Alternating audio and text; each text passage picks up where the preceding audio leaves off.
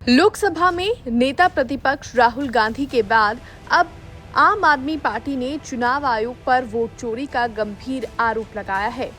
आम आदमी पार्टी के नेता और दिल्ली प्रदेश अध्यक्ष सौरभ भारद्वाज ने बीती शुक्रवार को प्रेस कॉन्फ्रेंस कर दावा किया कि अरविंद केजरीवाल की नई दिल्ली सीट से बड़े पैमाने पर वोट काटे गए। सौरभ भारद्वाज ने बताया कि साल 2020 में नई दिल्ली में 1,48,000 मतदाता थे, जो 2025 में घटकर 1,06,000 रह गए।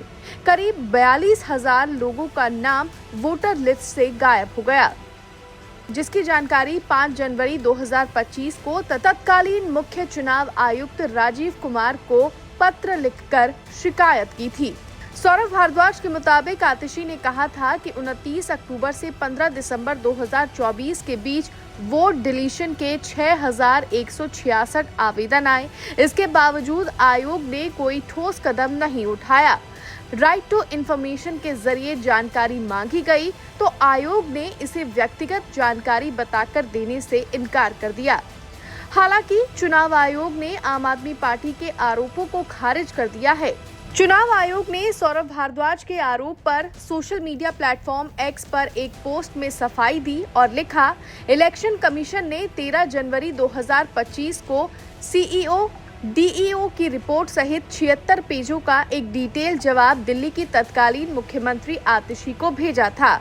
आयोग के 13 जनवरी 2025 के लेटर के अनुसार आतिशी ने 5 जनवरी 2025 को मुख्य चुनाव आयुक्त को पत्र लिखकर मतदाता सूची में नाम जोड़ने और हटाने के आवेदनों में बढ़ोतरी का आरोप लगाया था। आयोग ने दिल्ली के मुख्य निर्वाचन अधिकारी से रिपोर्ट मांगी थी, जिन्होंने बताया कि वे तथ्यों का पता लगा रहे हैं। अब चुनाव आयोग के इस रिप्लाई के बाद सौरभ भारद्वाज ने एक बार फिर पलटवार किया है। इलेक्शन कमीशन के एक ट्वीट को रीट्वीट करते हुए सौरभ भारद्वाज ने लिखा, कृपया वैध मतदाताओं के नाम अवैध रूप से हटाने की कोशिश, धोखाधड़ी और चुनावी प्रक्रिया में हेराफेरी के लिए दर्ज की गई एफआईआर की प्रति उपलब्ध कराएं। ये स्पष्ट रूप से स्वतंत्र और निष्पक्ष चुनावों की हाईजैक करने की एक संगठित सिंडिकेट था। लोग जानना चाहते हैं कि क्या कोई गिरफ्तारी हुई है। 8 महीने हो गए हैं, इसीलिए अब तक चार्जशीट दाखिल हो जानी चाहिए थी। अगर आप एफिडेविट का इंतजार कर रहे हैं तो मैं हलफनामे पर हस्ताक्षर करके उसे जमा कराने के लिए तैयार हूं। हम सरकार द्वारा लगाए गए बेतुके मुकदमे से नहीं डरते। वहीं सौरभ के इस पलटवार के बाद दिल्ली के पूर्व डिप्टी सीएम मनीष सिसोदिया का रिएक्शन भी इस मामले में सामने आया। इलेक्शन कमीशन के ही ट्वीट को रीट्वीट करते हुए मनीष सिसोदिया ने लिखा, दिल्ली की मतदाता सूची से वैध मतदाताओं के नाम हटाने की कोशिश कर रहे एक सिंडिकेट के बारे में चुनाव आयोग से शिकायत किए हुए हमें 8 महीने हो गए हैं। कार्रवाई कहाँ हुई? क्या कभी पहचान और धोखाधड़ी के लिए कोई प्राथमिकी दर्ज की गई? अगर हाँ, तो अब तक कोई गिरफ्तारी क्यों नहीं हुई? 8 महीने बाद भी कोई चार्जशीट क्यों नहीं दाखिल किया गया? ये कोई क्लरिकल एरर नहीं था, ये स्वतंत्र और निष्पक्ष चुनावों को हड़पने का एक संगठित प्रयास था। दिल्ली की जनता जवाब की हकदार है। लोकतंत्र प्रेस रिलीज से सुरक्षित नहीं होता, ये ठोस कार्रवाई से सुरक्षित होता है। वहीं इसके साथ ही सौरभ भारद्वाज ने इलेक्शन कमीशन पर तंज करते हुए एक और ह्यूमर से भरा हुआ ट्वीट अपने सोशल मीडिया पर शेयर किया। उन्होंने लिखा, जो वकील भाई प्रसिद्ध होना चाहते हैं, मेरे लिए एफिडेविट टाइप करवाओ। चुनाव आयोग को एफिडेविट दे ही दिया जाए। आपको बता दें, अब इस पूरी कंट्रोवर्सी पर सौरभ भारद्वाज का बयान भी सामने आया है। देखिए, हमने कल मुख्य चुनाव आयुक्त जो तब के थे राजीव कुमार और जो अब हैं ज्ञानेश कुमार गुप्ता जी, उनकी भूमिका को संदिग्ध बताया था और हमने बताया कि कैसे दिल्ली के चुनाव में वोट चोरी हुई, फर्जीवाड़े से 6,166 वोटों को कटवाने की एप्लीकेशन डाली गई, उसकी शिकायत की गई।